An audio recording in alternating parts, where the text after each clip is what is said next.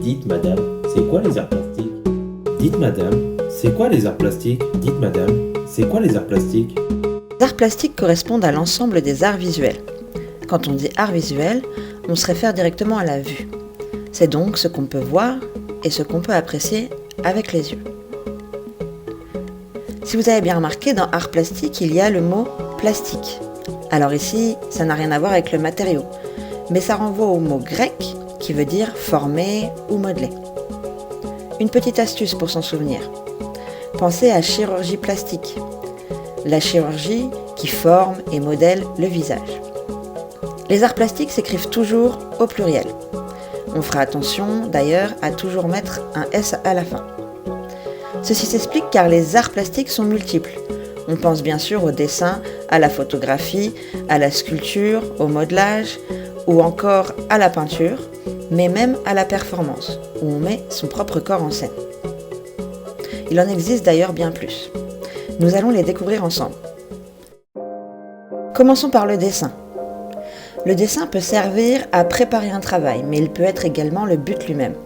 Léonard de Vinci travailla au crayon de mine, Alberto Giacometti travaille au stylo bille, mais il y a également la gravure, comme Dürer. On pense aussi à la peinture, qui peut être à l'huile, aquarelle, acrylique ou gouache, comme La jeune fille à la perle de Johannes Vermeer, La nuit étoilée de Vincent van Gogh ou Le cri d'Edouard Munch. Un art en volume, la sculpture, qui consiste à façonner ou modeler une matière dure, comme par exemple le marbre avec la Vénus de Millot, le bronze avec le Penseur de Rodin ou même le bois pour Alberto Giacometti.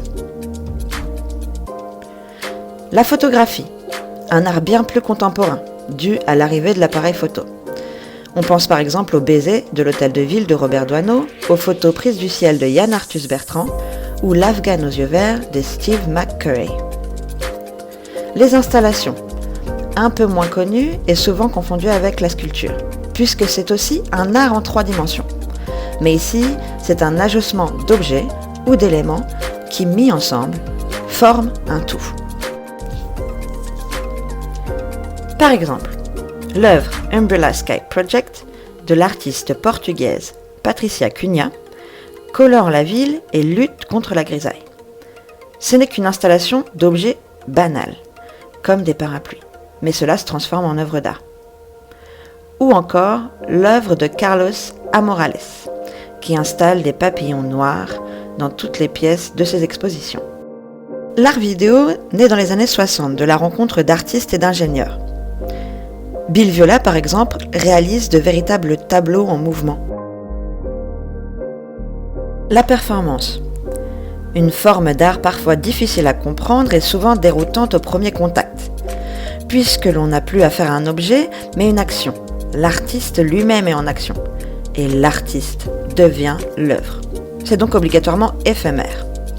Par exemple, en 1980, les artistes et amants Marina Abramovic et Huley mettent à l'épreuve leur propre vie, et aussi leur amour.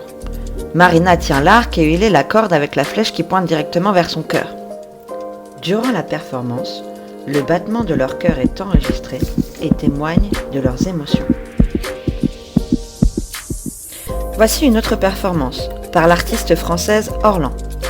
C'est en 1977, lors de la 4e foire internationale d'art contemporain, qu'Orlan réalise une performance où elle propose aux visiteurs de les embrasser, pour la somme de 5 francs, sur la musique de Bach. Art récent, qui se développe depuis la fin des années 50, les arts numériques désignent toute création utilisant les spécificités du langage et des dispositifs numériques, tels que l'ordinateur, le réseau, la réalité virtuelle ou les interfaces électroniques. En 2018, le collectif TeamLab présente à Paris des univers immersifs à 360 degrés qui évoluent en fonction des visiteurs. L'artiste numérique Antonin Fourneau crée l'œuvre Waterlight Graffiti, un mur composé de plusieurs milliers de LED qui s'illuminent au contact de l'eau. Très bien, mais à quoi ça sert les arts plastiques? Tout d'abord, les arts plastiques sont un moyen de s'exprimer. Ils sont comme un langage que chacun peut utiliser pour parler à sa façon. Nous avons vu auparavant de multiples formes d'expression, telles que la peinture, le dessin, la sculpture, la vidéo, la photo, etc. Et il y a bien sûr, comme dans toute langue, un vocabulaire dédié et spécifique.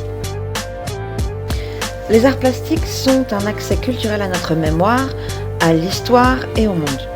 En effet, à travers l'histoire des arts, on traverse les époques et les âges. De l'art primitif des grottes de Lascaux en moins 15 000 avant Jésus-Christ, au Moyen-Âge avec l'art médiéval jusqu'à aujourd'hui. Mais l'histoire de l'art, c'est aussi comprendre le monde, avec par exemple l'art africain ou asiatique. Les arts plastiques nous questionnent et nous interrogent. Ils développent notre perception des représentations, dans un monde d'images et de publicités comme aujourd'hui. Ils aiguisent notre sens critique. Et ils augmentent notre curiosité et participent au développement de notre imagination. Et quel que soit le métier que l'on fasse, rien de tel dans une équipe que quelqu'un qui a des idées, une imagination suffisante pour dépasser un problème et faire face à toutes les situations professionnelles. Pour finir, les arts plastiques peuvent devenir une véritable voie professionnelle.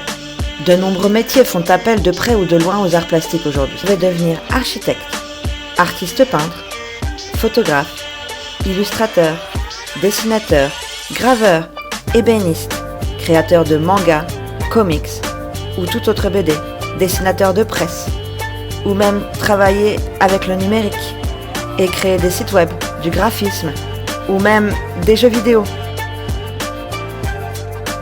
Travailler dans le marketing et créer des publicités, ou dans le stylisme, ou encore la joaillerie.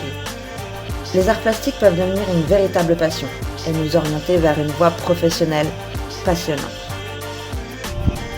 Pour conclure, voici une citation de Léonard de Vinci.